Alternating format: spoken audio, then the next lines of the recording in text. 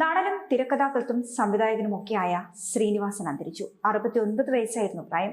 അന്ത്യം തൃപ്പൂണിത്തുറ താലൂക്ക് ആശുപത്രിയിൽ വെച്ചായിരുന്നു. ഏറെ നാളായി രോഗബാധിതനായി ചികിത്സയിലായിരുന്നു ഇദ്ദേഹം. ഡയാലിസിസ് ചെയ്യാൻ ഇന്ന് രാവിലെ വീട്ടിൽ നിന്നും ഇറങ്ങിയതാണ്. തൃപ്പൂണിത്തുറ എത്തിയപ്പോൾ ആരോഗ്യനില മോശമാവുകയായിരുന്നു. ഭാര്യ വിമലയും ഒപ്പമുണ്ടായിരുന്നു.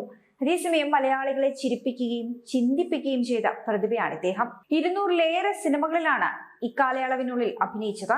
48 വർഷം നീണ്ട സിനിമാ ജീവിതത്തിനാണ് ഇപ്പോൾ അന്ത്യമായിരിക്കുന്നത്.